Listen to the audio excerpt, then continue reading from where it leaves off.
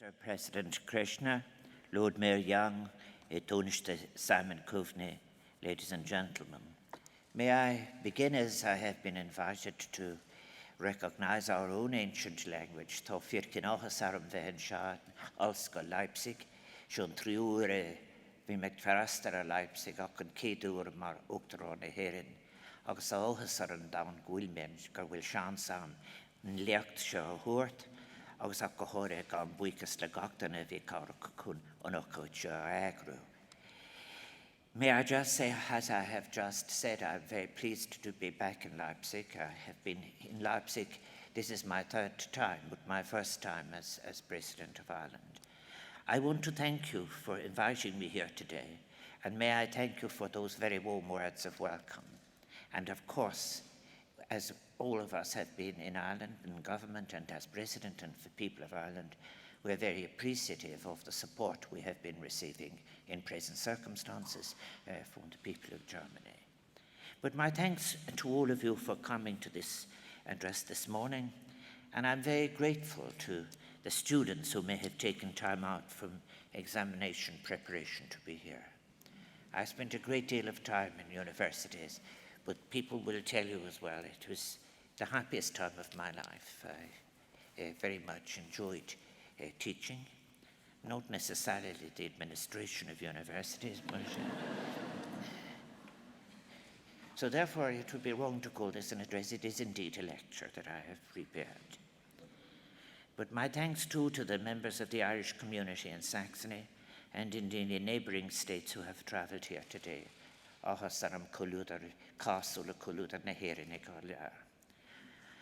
All good universities share a commitment to learning, to building from past achievements into future thinking. Many, their aula maxima, boast grand halls and prestigious historic buildings, but few, however, have the courage and vision to create such an wonderful space as this Poland. It is a magnificent achievement, and I salute the university, the city, and the state of Saxony for creating this space which so harmoniously marries the ancient and the modern, the religious, as you have heard, and the secular. I'm told that in his Leipzig years, the great composer Johann Sebastian Bach, with his respect for the long reach of time and with a concern for what might endure and come to be regarded as universal, lost interest in preparing new music for the then Paulinum Church, which stood on this site, one of 4 churches for which he was responsible. He was frustrated, we are told, by the fact that the city would not make more resources available to him. And I certainly appreciate Bach's lament, but I am sure that the gifted composer would himself approve this magnificent achievement. As evidenced by the Paulinum, creating the new in the shadow of the past, building for the future, while recognizing all that has gone before, and using the materials available in present time, is a challenge well known and well understood in Leipzig.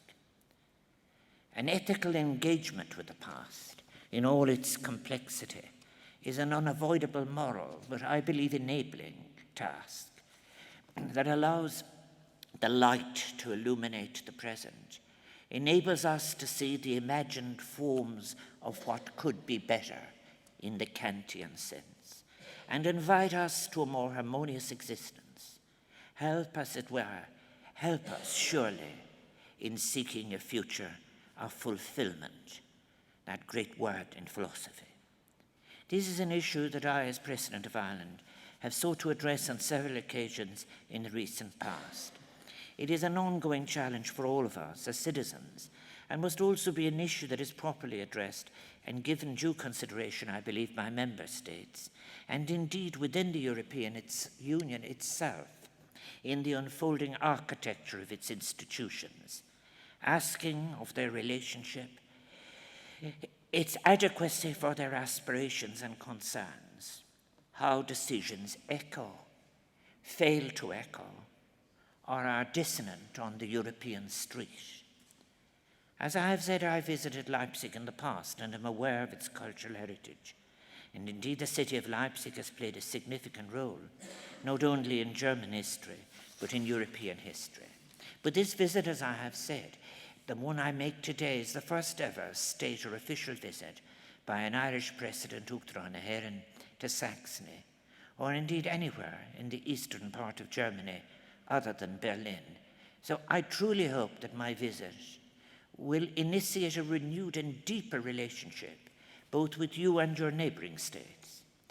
My visit as President of Ireland reflects Ireland's commitment to the deepening and widening of the Irish presence throughout Germany. Quite frankly, our wish is to forge and deepen new friendships. So may I acknowledge, too, the special role of this university in promoting and protecting, as I've just heard, minority languages. The phrase minority itself is contentious. I know that this is an important seat of Sorbian studies, and I'm delighted that it has also become a centre for the study of the Irish language in Germany. Mille buicos. Our individual languages enrich the tapestry of European life, each in their own unique manner, and we have a duty of care to them that is intergenerational, for ensuring that they remain alive and vibrant for future generations. That we have the Irish language in use in Ireland and on the curriculum today is due to the assistance given by a number of German scholars to the first president, so the man who would become the first president of Ireland, Dr. Douglas de Heerde, among whom those his friends was Dr. Kuno Meyer, who died here in Leipzig in 1919. So may I acknowledge Professor Sabine Asmus and her students who are with us today for all their efforts in this regard. Tris límla vasam eachtatá gentak irisan úsatan gailge, is gone buicus marúchtanarna herin. I think I am honoured also that after the reception here this morning, I will have the opportunity to visit the St. Nicholas Church and pay tribute to the courage of those civilian protesters 30 years ago, whose courage and determination paved the way for what would become a seismic geopolitical shift across our continent, with their peaceful actions leading to the reunification of Germany and to a new era of partnership in Europe. Now, once again, we are at a significant moment in the European Union. We are called upon in the face of new challenges, some within, some others external. We are challenged to renew our commitment to be together as a union, to embrace, if you like, an adequate discourse on the changes we urgently need to make, changes that will require courage if we are to defend the space of intellectual rigor, allow freedom of discourse, facilitate policy change. And as I talk to you this morning about the future of Europe, may I suggest some radical changes we need to make in our thinking and our policies. It is my belief that there is an urgent need to make new connections, as you have heard, between ecology, economics, and ethics. And I think not only for the sake of the European Union, but for the sake of the sustainability of our shared, fragile planet. It is for these reasons that we must forge a new path on which we can travel together in the interests of all of our citizens. And my critique today and my proposals go beyond adjustment or recognizing a dimension or the mere placing of an ecological or humanitarian lens on existing public policies or even on existing economic development paradigms. For I believe such an exercise has been tried, given rhetorical expression, and has not succeeded. No authentic structuring of such an approach by way of delivery has happened or has been experienced in the formal and institutional discourse. And most important, it has not found its way to the European street, where trust in words and actions needs urgently to be recovered to achieve a convincing authenticity of policy. We have, as a global community, to respond to the consequences of climate change, the need to achieve sustainability. We've agreed this in 2015. To achieve a radical shift to a new economic paradigm in a decarbonized world. An eco-social political economy perspective is required to achieve what we have agreed as principles. And as I am speaking in a university, may I stress that the required paradigm shift needs a space of epistemological freedom in our institutes of learning, by which I mean staff and students being allowed to think, teachers given freedom to teach at least pluralistically, and fundamentally free to critique a current orthodox capitalist system that is unregulated and unaccountable in so many of its parts and in its consequences for society and social policy. Change is not possible if its outline is not allowed to be considered in a deliberative way, as Habermas might put it, and its principles taught. However, necessary change is being resisted by a combination of those frightened, rendered mute, or stricken with intellectual lethargy by wielders of corporate power, opponents of state regulation, and that minority of citizens who are happy to have gained access to an ever more insatiable accumulation process. The scale of the change that is required, to my mind, is similar to that which occurred in the late 1980s and early 90s in Central and Eastern Europe. Similar, perhaps, too, to that invocation of a moral future of peace in scale, scope, and significance as that advocated in the Ventotene Manifesto in its day by Altiero Spinelli and Ernesto Rossi. That statement, written by Spinelli and Rossi in 1941, which became the program of the Italian-based European Federalist movement. Its extraordinary vision spoke of human needs and purpose beyond borders, and it had at its core objective the creation of a solid international-minded state as its main purpose, and then having one national acceptance be free to be used as an instrument for achieving international unity.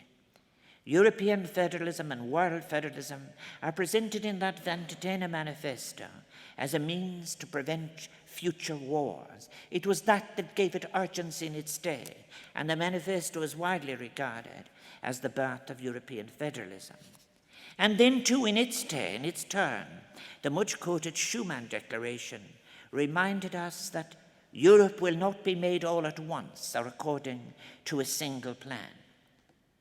Now, I'm well aware that there is a tendency at times among some of the dispirited to look with nostalgia at such statements and recall the days of the pioneers of the European Union, Robert Schuman, Konrad Adenauer, Jean Monnet, and others, as moments of inspiration that have gone, when such suggested new ideas could catch the mood and become a reality. Yes, it is important to recall how they came together to share a purpose that was drawn from a diversity of interests and transcended those interests, yet sought to plant the seeds for peaceful cooperation and political union. However, we need to consider nostalgia with care. Nostalgia is often our response when we feel inadequate in the face of new challenges, some sort of prelude to a confession of failure or desperation, thinking we might, in the absence of any perceived or earned hope from present intellectual work, deal with the future by reaching back into the past, as though the tools of yesterday might equip us for the needs of today and tomorrow. The onus is on each generation to invent, even to bring into being the tools for its analysis and existence in the complexity of its time. And I think, too, I take that to be that is one of the greatest achievements of Jürgen Habermas, as he broke away from what might have been the suggested pessimism from Theodor Adorno's work. We are neither at the end of history or of ideas. A hubristic conceit of Francis Fukuyama, scandalously shared by too many scholars and sadly insufficiently withdrawn from the discourse. But there is a further danger, of course, of the present being given a rationalization by some distorted or limited version of the past, in an invocation of origins that were truly, in fact, mixed and motivational terms. But however one looks at such texts as the Schuman Declaration, It stands as example, a challenge to all future generations to anticipate and adapt to changing circumstances and to meet new demands as needed with courage. Our challenges now must draw forth a shared perspective because of our interdependency, an interdependency that goes beyond issues of trade. There are shared challenges requiring a shared response that again goes beyond borders. And resigning to any narrow view of nationalism speaks, not as it might have been in the past of a nation's demand for freedom for its people, but rather now often, perhaps in desperation, used as a defense of narrow interests that facilitate the continuation of inequality and the unrestrained accumulation by the few at the cost of the many. And neither in international relations can we accept the preparations for war between the most heavily armed as a substitute for engaged and authoritative diplomacy. And we must resist the rhetorical flourishes or indeed the renewed preparations for war as an alternative to peaceful coexistence and diplomacy. Sustaining peace, achieving peace, is why the United Nations was formed. And like Germany, Ireland is a staunch supporter of the United Nations. Membership of the United Nations has played an important role in our development, at home and abroad, and both of us, through the United Nations, not only support a fair rules-based order in international affairs, we exist, survive, and prosper because of it. And together, in peacekeeping, disarmament, sustainable development, climate, nutrition, human rights, and humanitarian assistance, the list of that which we share is extensive, and we have striven to match our words and actions with funding, offering support to multilateral structures. And while the United Nations system has flaws, Ireland and Germany share a conviction that there is no better way to meaningfully address the common opportunities and threats that face us. It is our best available space, and we must defend and support it. I've chosen to come to Leipzig to present these ideas that I will outline in a moment because I firmly believe that the task of envisioning or of renewing Europe, of future-proofing the Union, cannot take place exclusively in meetings organized in the capitals of member states. There must be a European conversation that is widely diverse and inclusive, and it must be supported by those institutions and citizens that have been given the privileged space of intellectual work. We have obligations. Europe is not in any exclusive way a union of capital cities, but of all the people in our cities, towns, villages, and rural hinterlands. And between our peoples, we may have achieved a capacity to communicate in modern times. But in current conditions, it is an individualized, privatized experience of communication, often ephemeral, frequently trivial, one that cannot replace the previous and now fragile shared world of public service broadcasting, pluralism in the media, public speech in the agora. We are made to discuss our present circumstances and possibly shared future in these new conditions. But we should not be pessimistic. We have a resource in that respect for intellectual work, in addition to the benefits of reason, the music of the heart that Germany and Ireland share in their respect for ideas. And that is as important as sharing in innovation and trade. But then all of this sharing, innovation, trade, and intellectual ideas and culture hangs together. What better place to discuss then the future of Europe than here in Leipzig, where the great German poet Friedrich Schiller first composed his wonderful lyric, An Ode to Joy, with a version of some of his words put to music by Beethoven for the fourth movement of his masterful Ninth Symphony. That beautiful, rousing expression of musical brilliance, which was adopted as the anthem of our shared union. And drawing on that spirit, may I suggest a fundamental reflection then on what is meant when we use in our discourse the words Europe and European. Are we merely talking about the geographical coordinates of the continent, and peripheral island states that comprise Europe as it is known in its physical sense? Are we talking of a bloc of consumers, a trade bloc? How often when we speak of a European Union, are we speaking of a social Europe?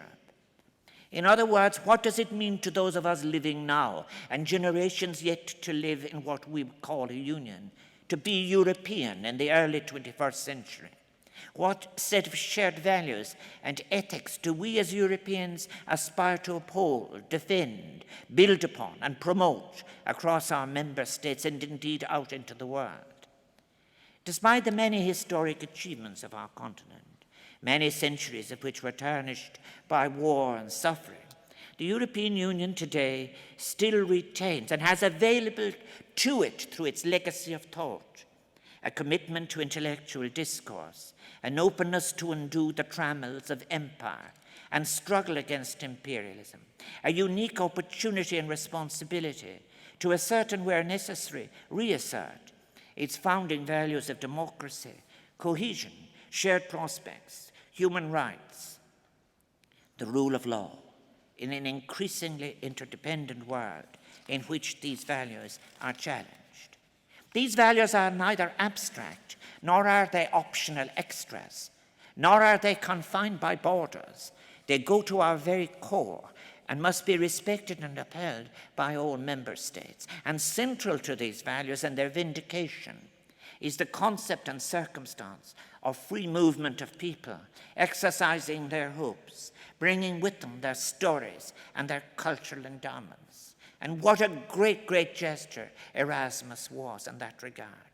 Indeed, migration inwards and outwards has been a key aspect of European history for centuries.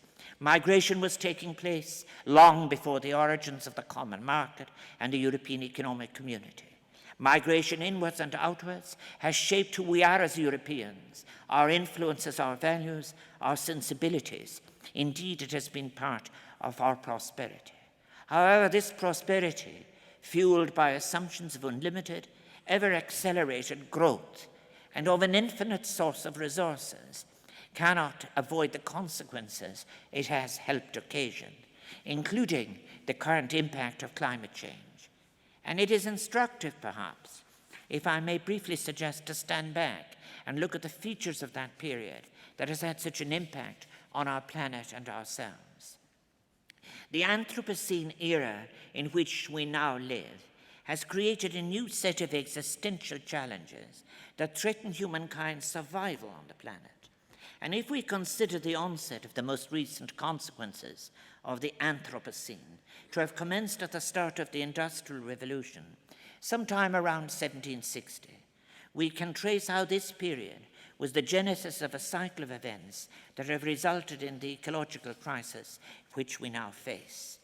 The Industrial Revolution, which began in Great Britain, resulted in that country controlling a global trading empire with colonies in North America and the Caribbean, and with political influence on the Indian subcontinent. The development of trade and the rise of commerce were among the major contributors to the Industrial Revolution. It marks a major turning point in history. Almost every aspect of daily life was influenced by this transition to the industrial way of life in some way.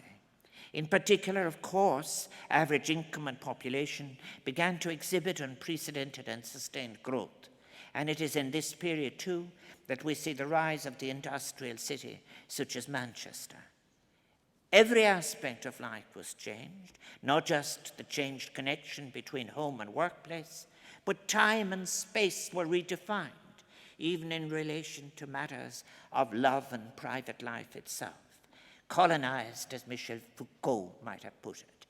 The Industrial Revolution on continental Europe came a little later than in Great Britain, and based on its leadership in chemical research in the universities and industrial laboratories, Germany, which was unified in 1871, became dominant in the world's chemical industry in the late 19th century. The focus in Germany was the support of industrialization, and so heavy lines crisscrossed the Ruhr and other industrial districts, providing good connection to the major ports of Hamburg and Bremen. Why did the Industrial Revolution originate in Europe? Economic historian Joel Mokur has argued that political fragmentation, the presence of a large number of European states, made it possible for heterodox ideas to thrive as innovators, entrepreneurs, ideologues, and heretics could easily flee to a neighboring state in the event that any one state would try to suppress their ideas and activities or their imagination.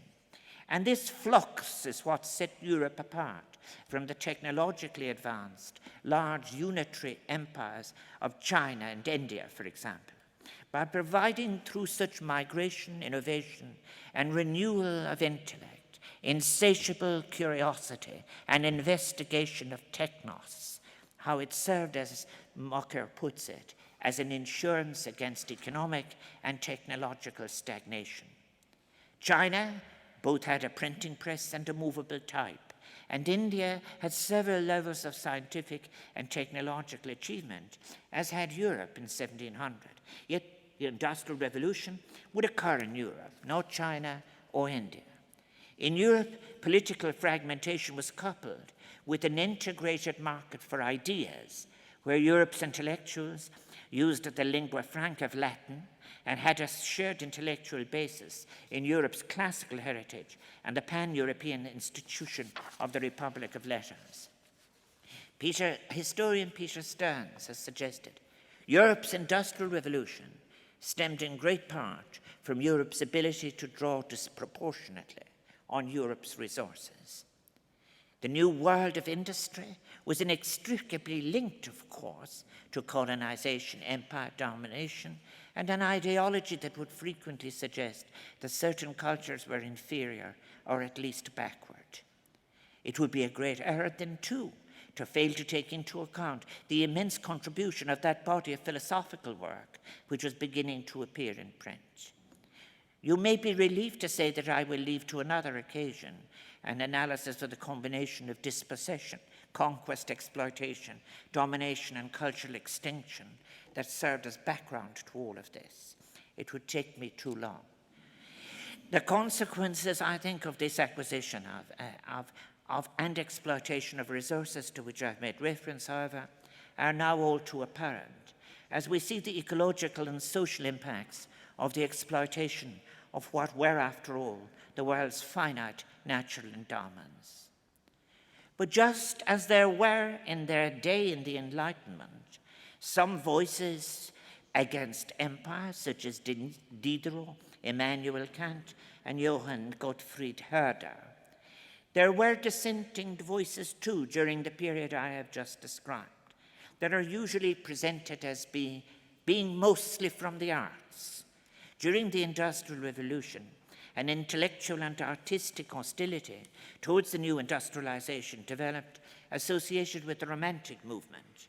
Its critique of what was emerging as a version of life was to be, rather than what it might be, a life that included the search for beauty in form and a beauty to be celebrated in nature and rural instrument.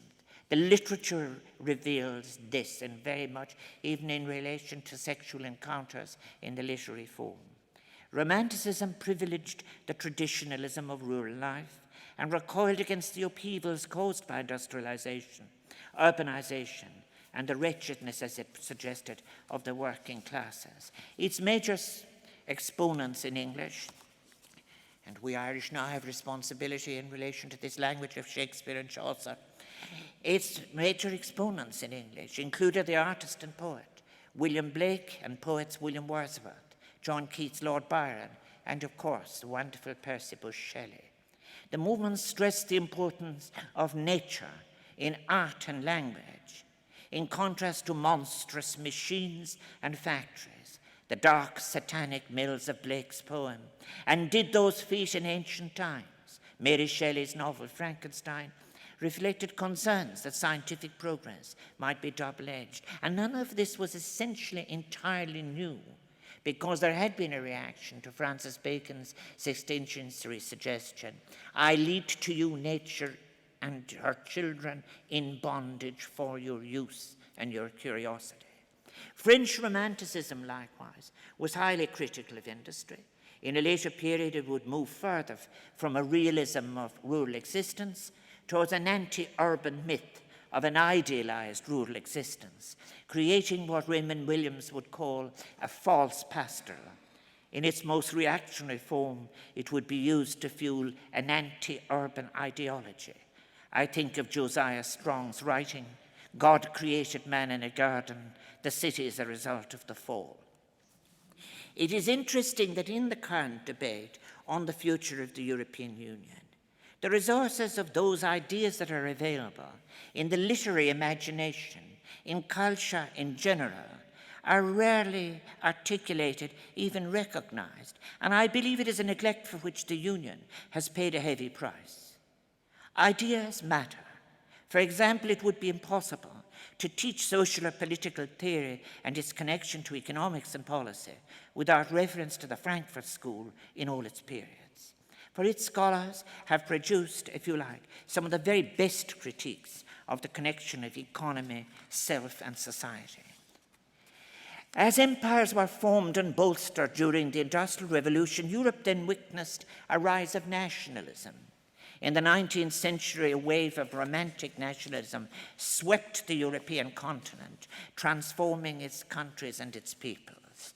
The invention of a symbolic national identity became the concern of racial, ethnic, or linguistic groups throughout Europe as they struggled to come to terms with the rise of mass politics, the decline of the traditional and most often exploitative social elites, popular discrimination, and xenophobia.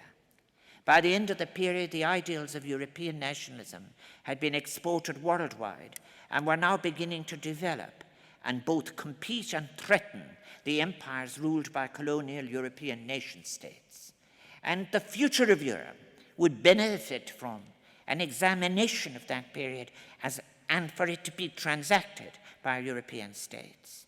The period that followed from the detritus of competing and irrational empires came the rise of extreme nationalism and fascism, and Europe's descent into two catastrophic world wars.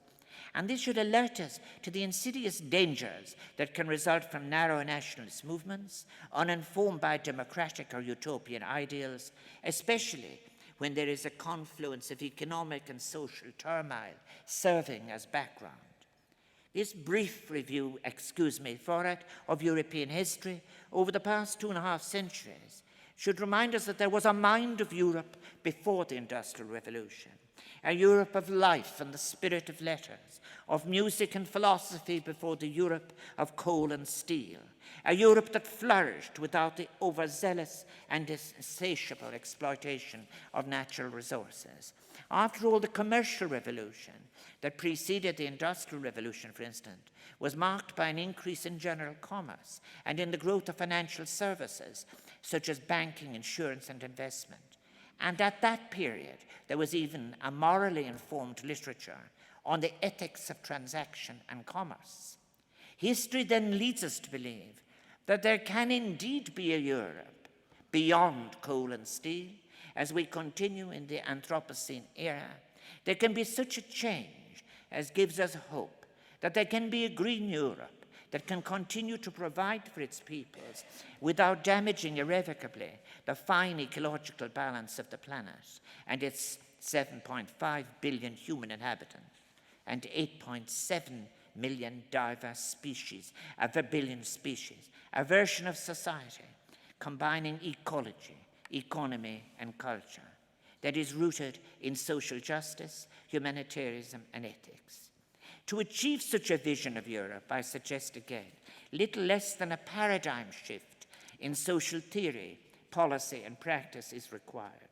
And in new emerging literature, consideration of a new ecological social paradigm as is needed based on economic heterodoxy is available to us in such scholarly work as that of Professor Ian Goff and others, work that recognizes the limits of the world's natural resources, as well as the role that unrestrained greed has played in creating the climate crisis.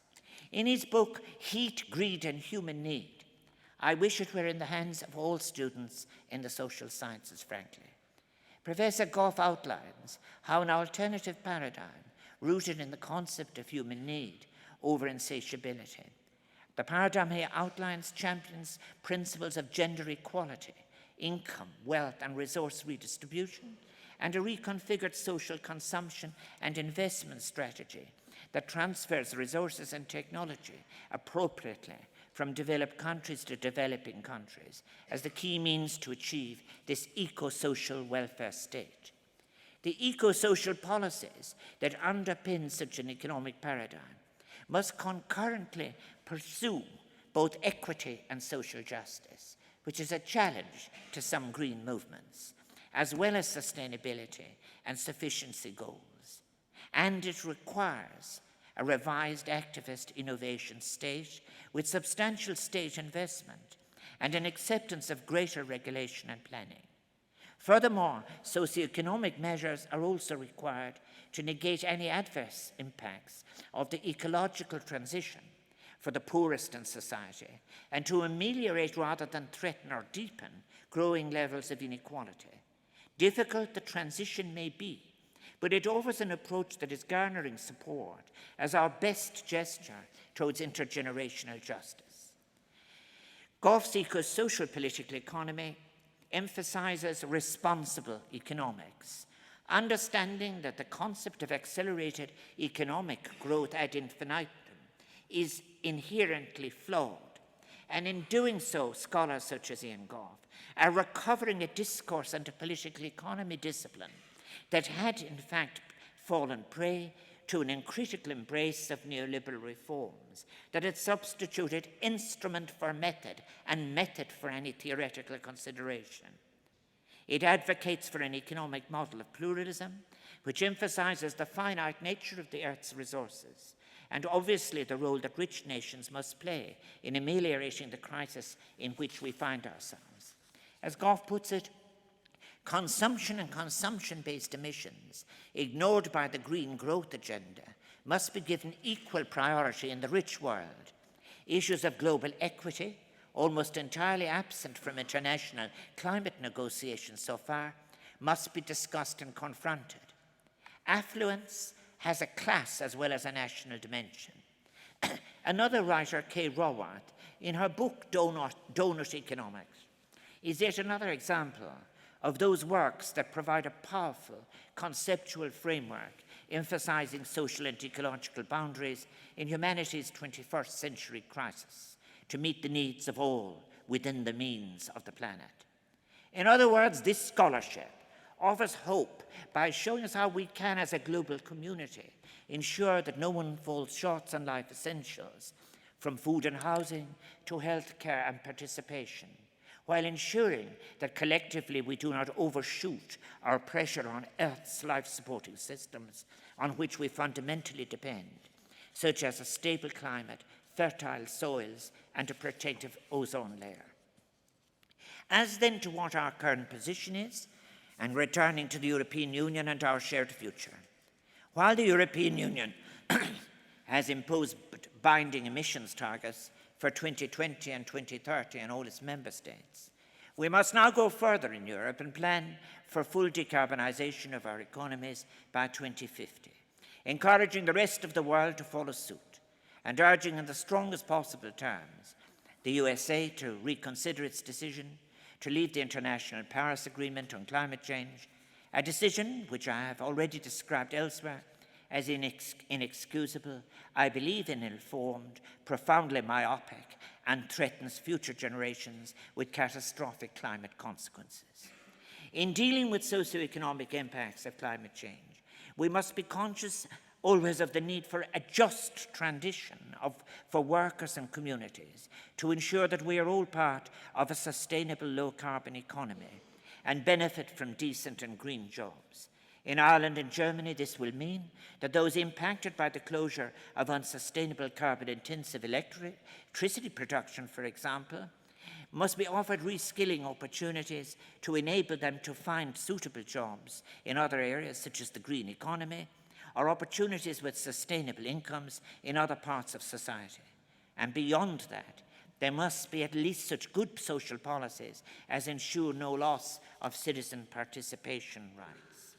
And this acquisition of skills is yet another debate. skills attached to the person, not simply features of the labour market only, but part of the transacted property of the upskilled person. Globalization, as we have experienced it then, pursued without consideration as to social impact or consequences, I suggest has had an accelerated negative impact on climate change. More goods being produced and consumed, more transport of goods from longer distances, shorter production and obsolescence cycles, more consumerist and materially driven society as a result. All of these aspects of globalization have come at a significant cost in terms of the impact on finite natural resources and related carbon emissions. And those who benefit from such a flawed model are certainly not the public, now or in the future. It is a minority who will benefit in defense of an insatiable, unregulated accumulation, will ignore the consequences of their model, be it in climate or social terms. A minority that is often footloose, existing beyond the reach of regulation of state or parliament. And the growth of an unaccountable form of speculative capital activity can dislodge even the best efforts of governments. And surely this must change. Democracy itself requires it, for the growth of what is unaccountable is not an exercise in any version of freedom. It is in fact a threat to democracy. And it is a source of encouragement that after decades of mainstream economic commentary, championing the belief in the inevitable and often extreme unregulated versions of the market, privatization, and a reduced role of the state, we now appear to be experiencing a turning point in the economics discourse, thanks to insightful contributions such as those I have mentioned already, but also people such as Mariana Mazzucato and Sylvia Walby. Mazzucato, in her books, The Entrepreneurial State and the Value of Everything, effectively rebukes the austerity-fueled worldview that in order to restore growth, for example, after the 2008 financial crisis, reducing deficits by cutting public spending is fundamental. She argued instead that government spending in key investment areas, such as education and research and development, is a key driver of economic growth. Thankfully, I must say, orthodox institutions such as the International Monetary Fund have slowly evolved their thinking on austerity as a strategic one-purpose tool, believing that such policies can cause harm and be self-defeating. Keynes had argued over 80 years ago, if governments cut spending during an economic slump, a short-lived recession can become a fully fledged depression. Precisely what occurred in Ireland when the economic recession of 2008 turned into an economic depression in 2009 and an economic recovery delayed until 2014. I want to say just something finally about German scholarship. But Bulmer and Patterson, in their book, Germany and the European Union, Europe's Reluctant Hegemon, argue that Germany, given its modern institutional contracts, export performance and influence, as well as its long record of fiscal solidity and attractiveness of its social market economy model, had and continues to have the capacity to be a natural leader on economic matters, giving leadership, I suggest, in this new economic paradigm. Many decades before the emergence of contemporary political economists, such as I have mentioned, the spiritual fathers of creative thinking in the public sector, John Maynard Keynes and Polanyi, called on policymakers not just to think in terms of economic policy exclusively, about counter-cyclical spending as a way to reduce the impacts of recessions and avoid overheating economies, but also to think strategically, to identify which investments can help shape citizens' long-term prospects for the better. Polanyi went on to argue in that wonderful book, The Great Transformation, that far from being in the grip of any inevitabilities, free markets are indeed the products of government interventions, outcomes of public and private actions. That astute observation has been conveniently cast aside in much of the austerity-based neoliberal commentary analyzing the recent economic crisis. And indeed, we know how widely disseminated in Europe was the notion that there was only one model. The instrument that is the state must, as it is, be repossessed by its citizens if we are to transform societies for the benefit of the citizenry, for the state still holds the capacity and much of the resources for democratic control of a nation's economy and finances. And this is but one form of an epistemological challenge to the neoclassical economic orthodoxy that espouses with rigidity the assumptions of rationality and individualism as the equilibrium nexus. The role of the state needs to be defined anew, as well as the concept of sovereignty, in such a way that is shared, that it can flow for the benefit of citizens beyond borders, can, because it is a transition taking place in several countries, have a comparative and regional character, one that is exemplary to global economic systems. The concept of sovereignty, defined with responsibility beyond national borders, could be even more powerfully defined as one requiring a consciousness beyond borders in order to avoid falling into the trap of a de-peopled technocracy or in its ignoring of human feeling.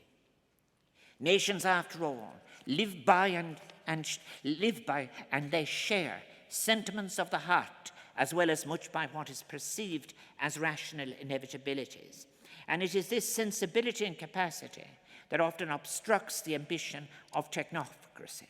We must have the courage to examine the structural basis of the issues which face us. Most proximately, the Brexit vote in the United Kingdom, the election of Donald Trump in the United States, the growth of nationalist and anti-immigration parties in Europe, most recently the Yellow Vest insurrection in France, all represent what has been described in the media as a populist reaction to rising inequality, stagnant incomes, and economic security, which have become the dominant trends in many industrialized countries. And John Evans, writing in Social Europe, puts it like this: they reflect a growth of relative deprivation, where significant segments of populations feel that whereas others have gained from economic and social change, they and their families have lost out, and they fear a future of even greater insecurity. Sharpening divisions appear after decades of the weakening of intermediary institutions, notably trade unions, whose economic role was to act as a brake on rising inequality, and whose political role was to provide voice to those feeling unjustly treated and to negotiate solutions to their grievances. Be it Brexit, be it Mr. Trump, nationalism or street violence, they all represent answers that we may perceive as inimical to an important question. How do we reforge agreement on redistributive justice for those who have lost out, either objectively or subjectively, from globalization, deepening technological innovation, including digitalization, innovation, including the casualization of labor, or responses to climate change? How then might we regain trust? And what are the consequences of a legacy of dismissed or weakened mediatory institutions? Take the mediating institutions out, and what will happen then as you confront what I have described? Evans asserts a new social accord is essential in workplaces and communities to rebuild trust in fractured societies. It must reduce income inequality, support purchasing power and median incomes, address job quality, and counter the spatial concentration of discontent. Above all, it will entail reconstructing and reinforcing intermediary institutions, such as unions, which can provide voice and collective solutions. Finally, Jürgen Habermas, whom I so often return to in the reading, he indeed of the Frankfurt School, he has made a seminal contribution in his move beyond the pessimism that we may have taken from Theodor Adorno in that fine collection of essays on the European Union called The Lure of Technocracy. Habermas articulates a coherent and wide-ranging defense of the project of European unification and of possible parallel developments towards a politically integrated world and society. And in developing his key concepts of transnationalization of democracy and the constitutionalization of international law, Habermas has offered some valuable suggestions as to how we might respond to circumstances such as the current impasse in which we find ourselves.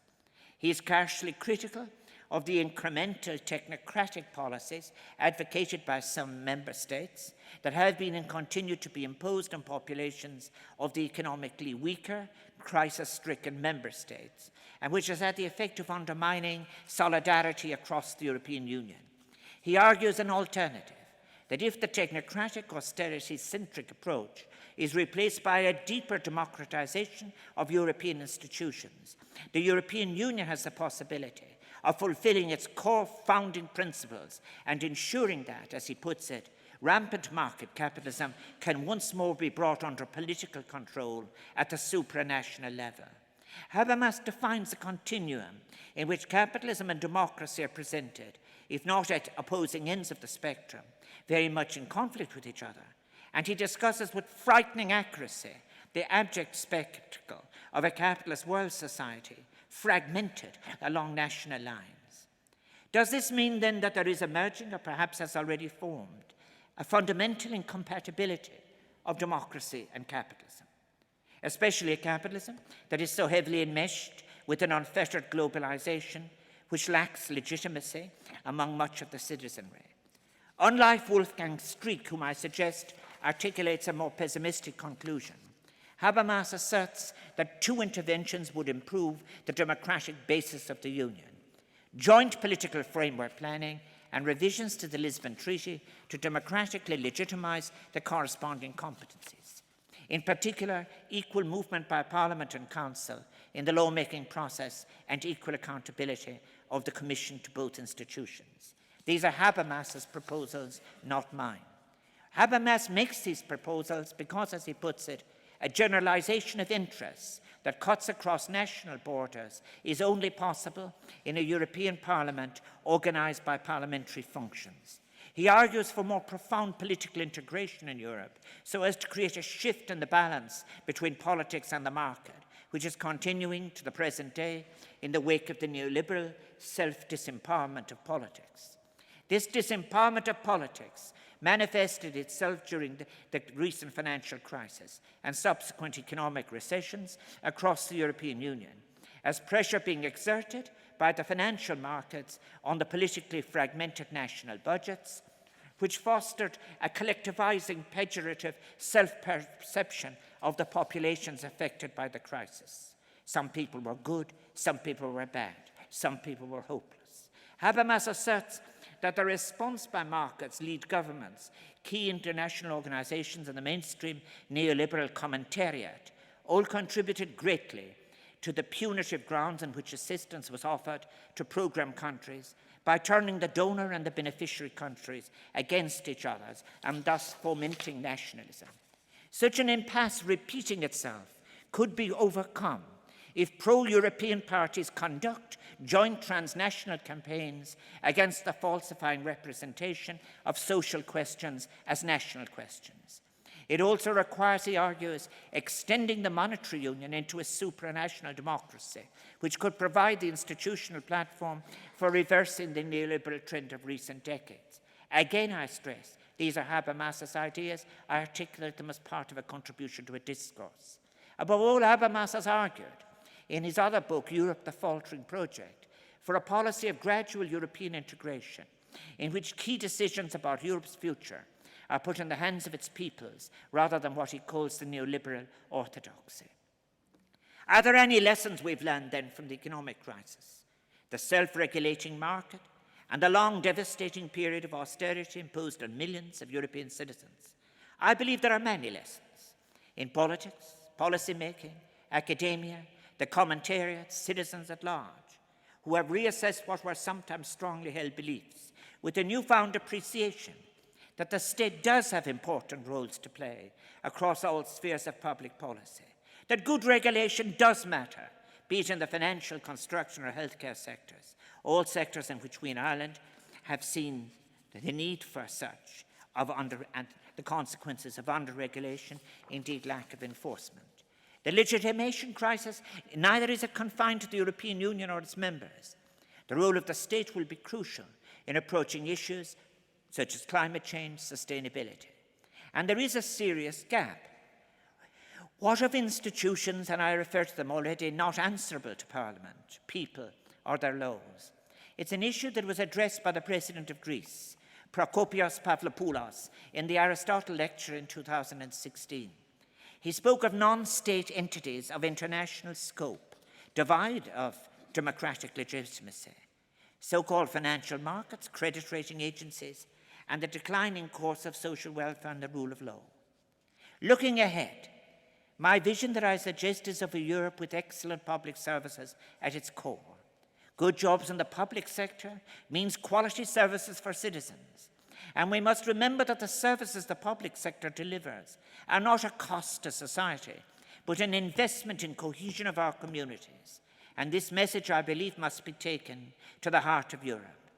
I suggest that what is unaccountable is speculative flows of insatiable capital, a global, unregulated, financialized version of economy, that it represents the greatest threat to democracy, the greatest source of an inevitable, terrible conflict, and the greatest obstacle to us achieving an end to global poverty or achieving sustainability. Mar focal skirkon creek. In conclusion, I return to where I began, to Schiller's A Note to Joy. Rereading the poem before my journey here, I was struck again by its powerful message of freedom and solidarity. Schiller's first stanza concludes with the powerful lines, "Every man becomes a brother where thy gentle wings abide." And this expression of solidarity and tolerance reminds us forcibly of the purpose, the guiding principle of the European Union, solidarity between our nations and solidarity with others. What does solidarity demand of us now? I say to so many young people.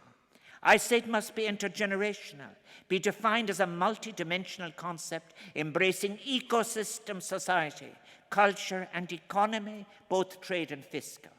And there must be a joint approach to bringing what is unaccountable, what is undermining public trust and democracy, what has no concept of citizenry, but one of insatiable consumers under control. But solidarity is not the only message that we can take from Schiller's poem, for his was a lengthy work, and only the first stanzas were put to music by Beethoven. The composer was himself perhaps aware that not all the stanzas may have been appreciated by his then masters, for these stanzas reflect idealistic cause for what must be done to create a better world.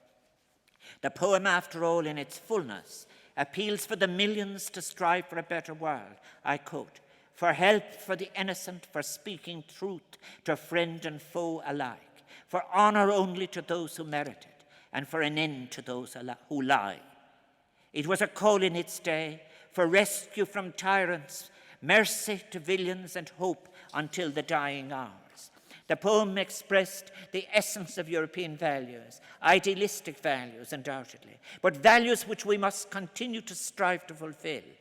A Note to Joy represents values that must be given concrete, tangible reality in Europe, offered to and become the experience of the European street, responding then to the necessary transformations of this relationship between economy and society on which I've reflected in this address, I suggest is an urgent priority.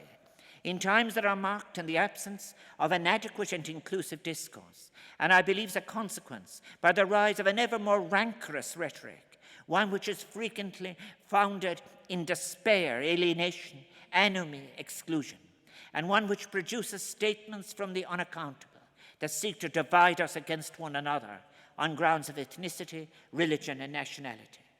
This Europe we speak must be one in which such hateful squabbles are replaced with openness, inclusivity, cohesion, solidarity, and a recognition that the shift to a new gendered, ecological, social paradigm of wealth creation and distribution is pursued together and without delay, and not just for our benefit in the European Union, but for the future generations whom we would wish to inhabit a peaceful, harmonious world that is supported by a sustainable vision of economy and society, respectful of nature, and enriched by a diversity of cultures.